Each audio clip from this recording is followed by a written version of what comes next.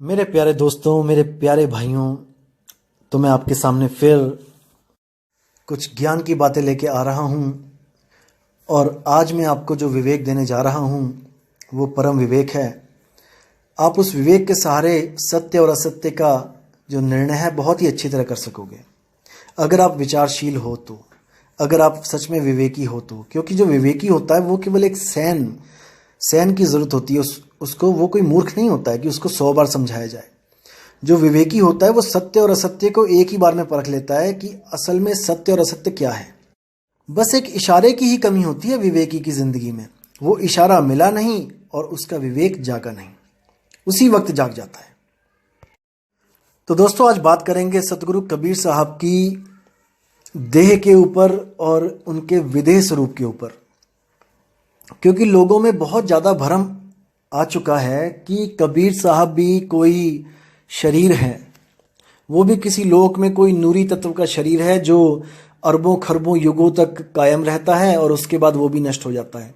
कुछ भ्रमणा लोगों ने, अज्ञानियों ने फैला दी है। लोगों के मनों में ये बात बैठ गई है और बड़ा अच्छा घर कर गई है ये कि कबीर साहब भी कोई ऐसा शरीर है जैसा जो लाखों करोड़ों साल रहता है, अरबों साल रहता है सतलोक में, उसके बाद वो भी नष्ट हो जाता है। तो दोस्तों, मैं आपसे एक बात पूछना चाहूँगा कि जो नूरी तत्व का जो कबीर साहब का जो शरीर बताया गया है आप लोग को, उसकी बहुत बहुत बहुत ज़्यादा उम्र है। मैं मान गया, आपने बोला मैं मान गया, ठीक है। मुझे इतना बताया जाए केवल कि जब वो शरीर यहाँ पे आएगा तो क्या उस शरीर के गुण बदल जाएंगे? जैसे सोना आपके घर में पड़ा है, वो सोना 24 कैरेट का है। आपके पास 24 कैरेट के सोने के बिस्कुट है, मान के चलो एक बिस्कुट है। आप वो 24 कैरेट का बिस्कुट कहीं भी ले जाओ, आप चाहे अपने देश में ले जाओ, चाहे आप अमेरिका में ले जाओ, चाहे जापान में ले जाओ, क्या वो देश के हिसाब से उसके गुण बदल जाएंगे? क्या वो 24 कैरेट से 22 कैरेट रह जाएगा या 20 कैरेट हो जाएगा? आप विवेक लगाओ, विचार करो, ऐसा कभी नहीं होगा। तो जब वही नूरी तत्व जो बोला गया, प्रकाश पुंज का जो तत्व कबीर साहब का बोला गया कि शरीर है, वो सतलोक में अरबों खरबों साल तक जीवित रहता है, उसके बाद वो खत्म हो जाता है। तो वो तत्व यहाँ 3 लोक में आने के बाद 120 साल में कैसे बूढ़ा हो गया? कैसे बाल सफ़ेद हो गए? कैसे बुजुर्ग हो गए? ये इसका जवाब आपको नहीं दिया जाएगा। आप पूछोगे भी तो आपको कोई नहीं बताएगा, क्योंकि इसका कोई जवाब नहीं होगा उनके पास। इसलिए दोस्तों, आपने खुद विवेक करना है, क्योंकि आप इतने भी मूर्ख नहीं हो कि हर बात आप किसी से पूछो। आपको परमात्मा ने बुद्धि दी है, आप भी तो कोई किसी काम लगाओ उस बुद्धि को। नहीं तो जानवर देख लो, जानवर बिना बुद्धि के घूम रहे हैं। भाई, आप जानवर तो नहीं हो ना, आप तो इंसान कैटेगरी में हो। आपको विवेक दिया है, बुद्धि दी है, इसीलिए दी है ताकि आप सत्य असत्य का निर्णय करो। इसलिए नहीं दी है कि आप छोटी छोटी बात भी किसी से पूछ के करो, क्योंकि अगर छोटी सी बातें भी अगर किसी से पूछ के करोगे तो आप उसके गुलाम हो गए, आप गुलामी में चले गए। आप अपनी बुद्धि को साइड में रख दिया है और दूसरे की बुद्धि से काम कर रहे हैं। अब दूसरे की बुद्धि जैसे आपको चाहेगी वैसे नचाएगी। इसलिए दोस्तों, अपनी बुद्धि पे विश्वास करो। परमात्मा ने आपको भी वो दात बख्शी है जो बाकियों को बख्शी है, क्योंकि वो कभी किसी के साथ भेदभाव नहीं करता। वो कभी किसी के साथ भेदभाव नहीं करता, लेकिन आपने कैसे बुद्धि को यूज करना है ये आपने देखना है।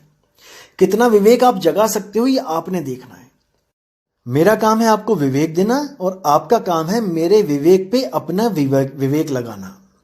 बस यही 2 काम है। मैं आपको विवेक दूंगा और आप मेरे विवेक पर अपना विवेक लगा के ये जानोगे कि सत्य क्या है और असत्य क्या है। बस इतना भी अगर आपने काम कर लिया तो वो सत्य आपसे दूर नहीं है। हाँ, ये सच है दोस्तों कि हमारे देश की ये विडंबना है कि हमारे देश में ऐसे ऐसे गुरु घंटाल आ गए हैं जिन्होंने भक्ति को मस्ती बना के रख दिया है। जो आपको तो बड़ी बड़ी बातें करेंगे, माया से दूर रहो, काम क्रोध से दूर रहो, और खुद उसमें लिप्त रहेंगे। आपको कहेंगे कि ज़्यादा पैसे दिमाग खराब कर देते हैं, और वही गुरु सत्संग करने के 5-5, 10-10 लाख रुपए और पता नहीं क्या क्या आपसे मांगेंगे। तो दोस्तों, ये सच में एक विडंबना है। इस प्रथा को हमने खत्म करना है, लेकिन 5 उंगलियां एक सी नहीं होती हैं दोस्तों। अब कोई कहे कि सब संत चोर हैं, सब संत डाकू हैं, तो भाई ऐसा भी नहीं है। कबीर साहब ने क्या किसी से मांगा?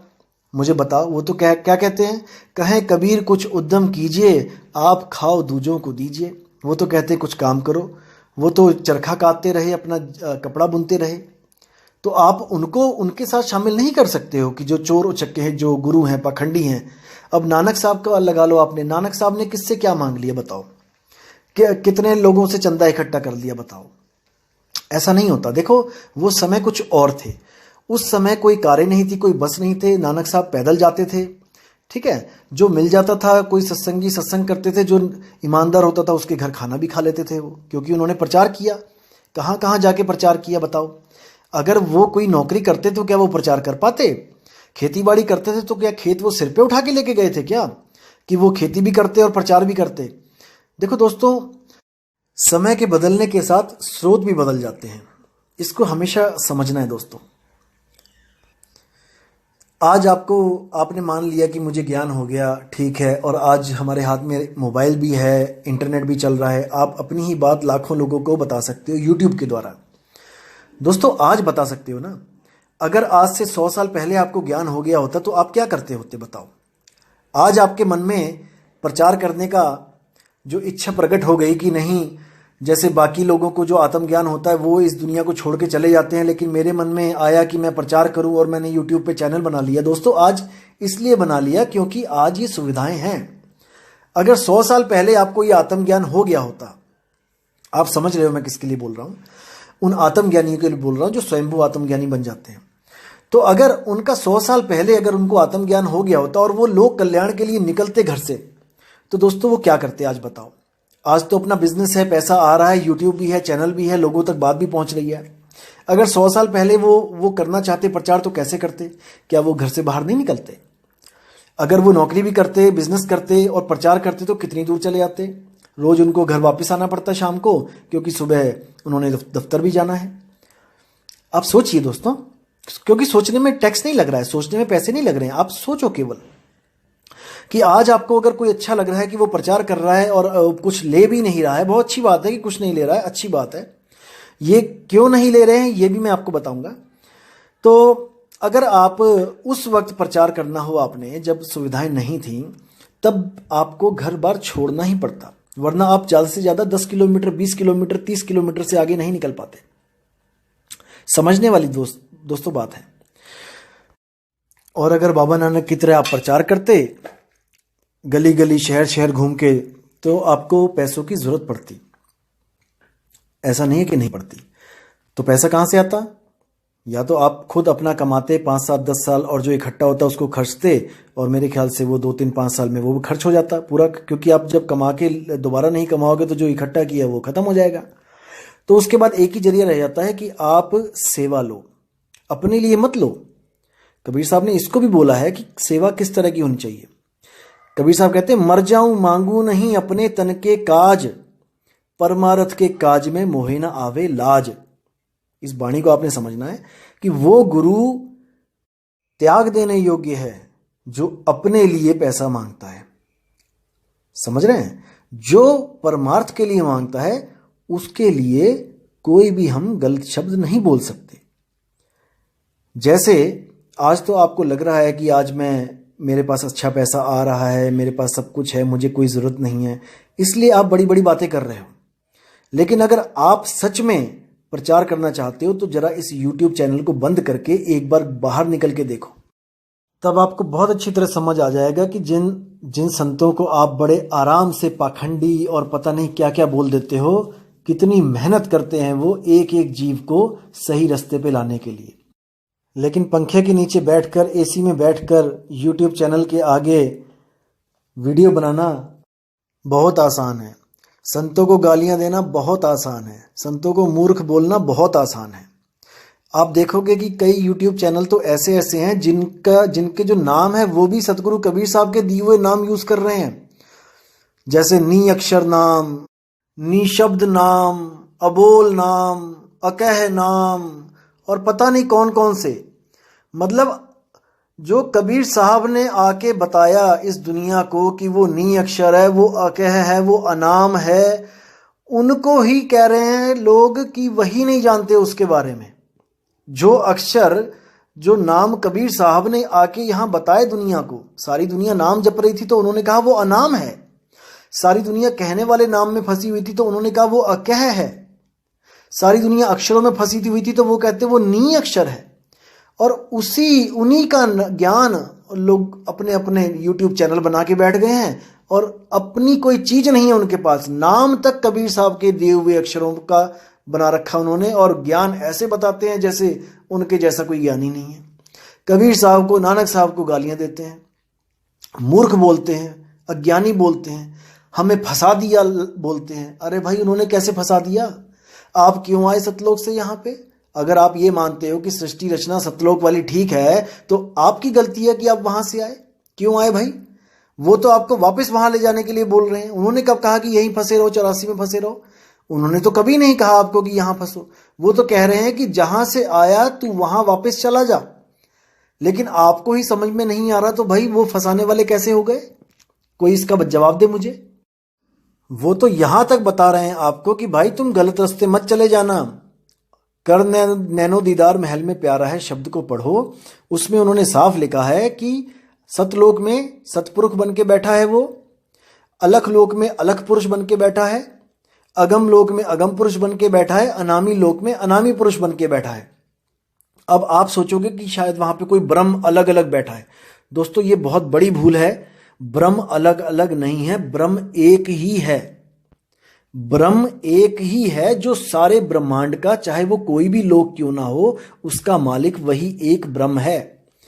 और जिनकी बात कबीर साहब कह रहे हैं कि वहां पर करोड़ों सूरज वाला पुरुष बैठा है, आगे कोई अरबों सूरज वाला पुरुष बैठा है, तो दोस्तों वो कोई ब्रह्म बैठा नहीं है वहां पे। वो तो माया ने आपको दिखाया है। वो माया ने आपको दिखाया है। कैसे दिखाया है? वाणी में ही देखिए क्या कहते हैं। आदि माया कीनी चतुराई, झूठी बाजी पिंड दिखाई, अवगति रचना रची अंडमाही, ताका प्रतिबिंब डाला है। साफ क्लियर कर दिया कबीर साहब ने कि ब्रह्म आपको लग रहा है जैसे अलग अलग पुरुष, ब्रह्म पुरुष वहां पे बैठे हैं, कि आप जा रहे हो आगे से आगे करोड़, आगे से आगे अरबों सूरज, आगे आगे खरबों सूरज चमक रहे हैं एक एक रोम में। वो कह रहे हैं कि आपको तो दिखाया जा रहा है किसके द्वारा? माया के द्वारा। वहां पे कोई नहीं बैठा है, वहां पे कुछ भी नहीं है, लेकिन आपको ये माया झूठी बाजी दिखा रही है। साफ बोला उसमें। लेकिन अज्ञानी बंदे इसको नहीं समझ सकते हैं। वो आपको ये घोषित कर देंगे कि हर लोक में एक नया पुरुष बैठा है। बताओ, अरे इतने पुरुष कहां से आ गए? कौन है ये पुरुष?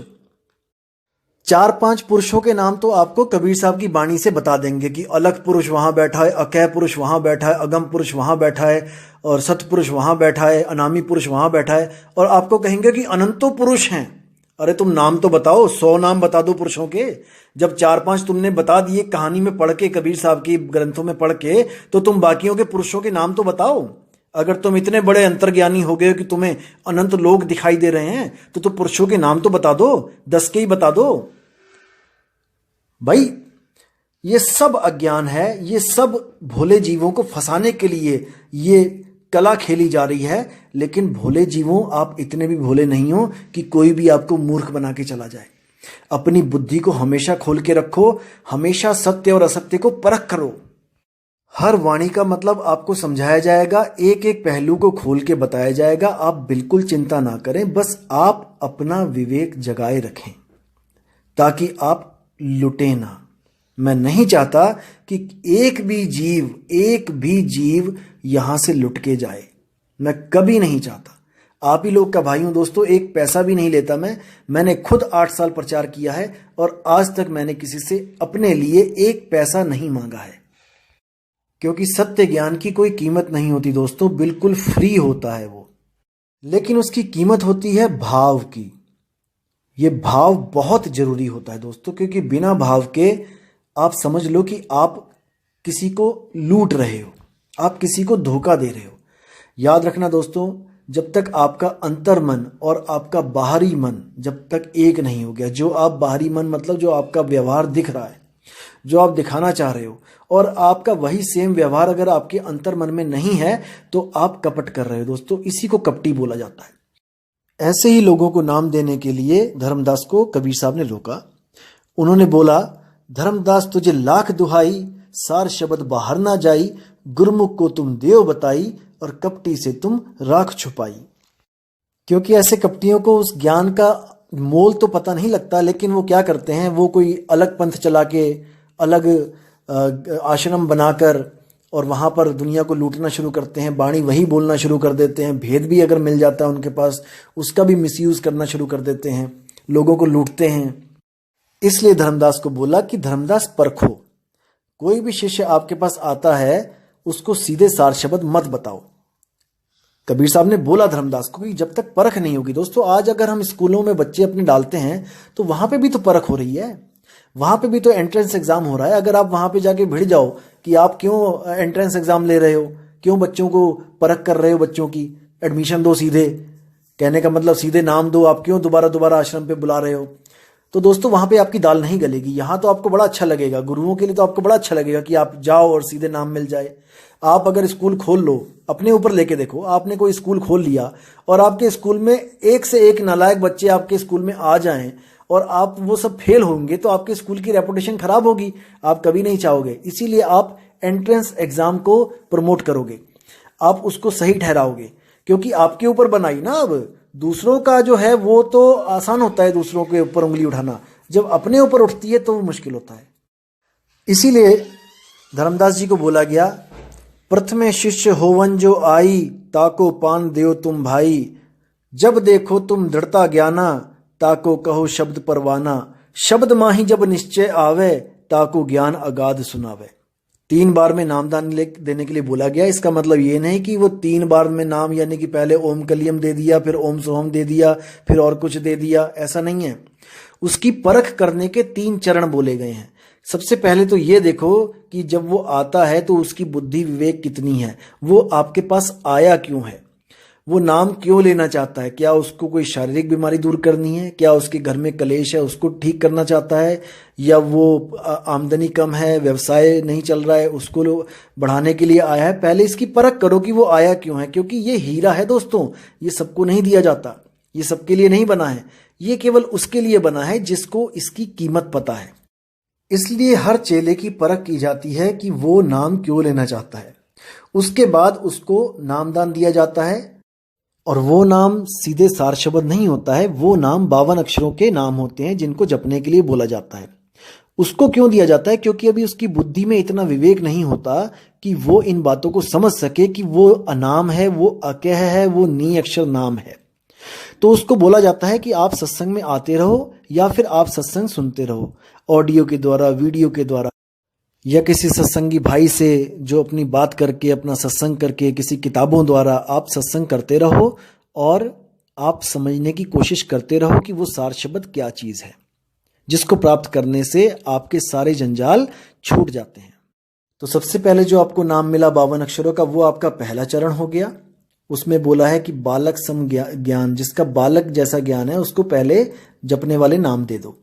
उसके बाद दूसरा चरण जो होता है वो होता है आपको जब सत्संग में ये बताया जाता है बार बार कि वो नाम बोलने लिखने पढ़ने में नहीं आता है, जो आपको नाम दिया है वो सार शब्द नहीं है, ये भी बताया जाता है साथ के साथ। तो इतना ज्ञान जब उस बालक को हो जाता है तो उसका दूसरा चरण भी कंप्लीट हो जाता है। उसके बाद तीसरे चरण में उसी शिष्य को सार शब्द दिया जाता है और उसके जो पुराने वाले नाम होते हैं उसको छुड़वा दिया जाता है। एक छुड़ाए एक लखाए, जो सार शब्द दिया जाता है वो कोई नाम नहीं होता, वो कोई शब्द नहीं होता, वो आपका निज स्वरूप होता है। आपको बताया जाता है कि असल में आप हो कौन और आप कहां पर हो। दोस्तों, आप कहां हो और आप कौन हो, यही वो निज ज्ञान है जिसको कबीर साहब कहते हैं, आपा खोए आपको चीने तब पावे पद निर्वाणा। आपा खोए यानी कि आप जिसको आज तक ये समझ के बैठे थे कि मैं हूं, जैसे आप आज तक ये समझ के बैठे हो कि मैं तन हूं और थोड़ा सा ज्ञान मिल जाए तो आप ये समझ जाते हो कि मैं मन हूं। लेकिन असल में क्या है कि ना मैं तन हूं ना मैं मन हूं, मैं तो इन दोनों को चलाने वाला हूं, मैं इन दोनों की उत्पत्ति का कारण हूं, मैं चेतन हूं, मैं परम चेतन हूं। जब तक आप इसको नहीं समझोगे, जब तक आपको इस तन और मन से छुटकारा नहीं मिल सकता। तन और मन दोस्तों दोनों जड़ हैं और चेतन ये जीव और इसका शुद्ध रूप जो है वो आत्मा है। इसको समझना है। जड़ चेतन का करे निबेड़ा, कहे कबीर सो हंस है मेरा। जब जड़ तन और जड़ मन को जब हम अलग कर देंगे तो जो बचेगा वो मैं हूं, वही मैं जीव हूं। और उसी जीव के शुद्ध स्वरूप को चेतना, आत्मा, परमात्मा कहते हैं। तो दोस्तों, इसी के साथ मैं ये सत्संग यही समाप्त करता हूं और बहुत जल्दी आपके पास एक नई ऑडियो के साथ आऊंगा और आपके विवेक को जागृत करूंगा। तब तक के लिए दोस्तों आज्ञा दें। जय गुरु बंदी छोड़ कबीर साहिब, जय हो मदन साहिब की, जय जय सतगुरु वैराग साहिब जी की, सभी संतों की जय हो। साहिब बंदगी सतनाम। मेरे प्यारे दोस्तों,